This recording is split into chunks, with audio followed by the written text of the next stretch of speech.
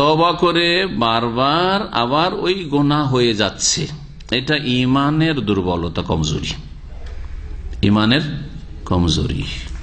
আপনার কখন যে মত চলে আসে ভয় কম, আল্লাহর ভয় কম, আল্লাহর আযাবের পাকড়াওয়ের ভয় কম, যে কি জানি এইরকমই যদি করতে থাকি তাহলে কখন যে আমার গুনার অবস্থায় মত চলে আসে, বা গুনাহ করলাম আর তওবা করতে পারলাম না, মত চলে আসে, এগুলো বলে ভয় নেই আপনার। আসলে ঈমানের কমজোরি, দুর্বলতার কারণে এটা হচ্ছে। সুতরাং ঈমানটাকে মজবুত করেন, আল্লাহ পরকালের প্রতি ঈমান মজবুত করেন। আল্লাহ শাদীদুল ইকাব, কঠোর শাস্তিদাতা। আল্লাহ পাক রব্বুল পাক ইন্না আখযাহু আলিমুন শাদীদ, আল্লাহ খুব শক্ত করে ধরবেন যখন ধরবেন। হ্যাঁ, নব্বে ইবাদি আন্নী আনাল গাফুরুর রহিম, যেমন আল্লাহ গাফুর রহিম। ওয়া আন্না আযাবি হুয়াল আযাবুল আলিম, আল্লাহর আযাবও খুব মর্মান্তিক আযাব, একটু ভয় করেন। এবং কিয়ামত বলে, মওত বলে চিন্তা করেন। আর তওবা করার ক্ষেত্রে দৃঢ় প্রতিজ্ঞ হন, হ্যাঁ, সংকল্প করেন। এবং তওবা যখন করবেন আপনি মনকে শক্ত করে, হ্যাঁ, যে আমি যে তওবা করেছি আমার তওবাতে ঠিক থাকতে হবে, এইভাবে তওবা করেন।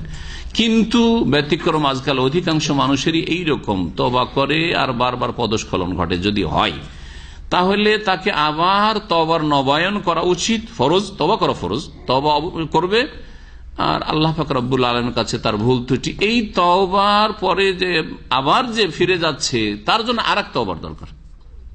কি বুঝলেন? এক তো গুনাহ করছে, গুনার জন্য তওবা, আর তওবা করেছিল, তওবা করার পরে যে আবার, হ্যাঁ, বিমুখতায় গেছে, উল্টো দিকে ফিরেছে, সেই জন্য ইহতাজিলা তওবাতিন উখরা, আরেক তওবা তার জন্য প্রয়োজন, আরো বেশি তওবা করা উচিত। তো এটা সৌভাগ্য প্রমাণ করে না, এটা ভালো লক্ষণ নয়। যদিও বলবো যে তাকে বারবার তওবা করতে হবে যদি বারবার তার পদস্খলন ঘটে, কিন্তু এটা আপনার জন্য ভালো লক্ষণ না। আপনার ঈমান কমজোর, এটা নিশ্চিত আপনি জানেন, এবং আপনার মনে হচ্ছে ভবিষ্যৎটা উজ্জ্বল না। হ্যাঁ, আল্লাহ কি আপনার জন্য কল্যাণ চান না? আপনি নিজের জন্য কল্যাণ চান না, জান্নাত চান না, সেই জন্য মনে হয় এইরকমটা হচ্ছে। কেন এইরকম হচ্ছে? নিজেকে তিরস্কার করা উচিত, অনুতপ্ত হওয়া উচিত এবং শক্ত হওয়া উচিত। আপনার ঈমানে একটু উন্নতি নিয়ে আসেন এবং নেক আমল বাড়ান, আল্লাহর কাছে পানাহ চান গুনাহ থেকে। আপনার তওবাতে যদি সততা থাকে তো বারবার আপনি দোয়া করেন, আল্লাহ আল্লাহ আমাকে গুনাহ থেকে বেঁচে থাকার তৌফিক দাও। তওবা করে তার সাথে সাথে আমি তওবা তো করলাম, আর করবো না, কিন্তু আল্লাহ গুনাহ থেকে বেঁচে থাকার তৌফিক দাও, গুনাহ থেকে তোমার কাছে আশ্রয় চাইছি, মানে বারবার পড়বেন। এটা যদি সবসময় জিকির আজকার বেশি বাড়ান, ফরজ আল্লাহর জিকিরের সাথে, মানে সালাতে নামাজের হেফাজতের সাথে সাথে সুন্নত মুস্তাহাব জিকির আজকার বেশি করেন, সবসময় আল্লাহর জিকির আজকার করতে থাকেন। এটা কি হইতে পারে যে একটা গুনাহ থেকে তওবা করলেন, তওবা করার পরে জিকির আজকার সুবহানাল্লাহ আলহামদুলিল্লাহ পড়ছেন, আস্তাগফিরুল্লাহ পড়ছেন, আবার ফেসবুকে নোংরা ছবি দেখছেন? এটা হইতে পারে? আস্তাগফিরুল্লাহ মুখে পড়ছেন, আবার দেখছেন ওই নোংরা ছবি দেখছেন, এটা হইতে পারে?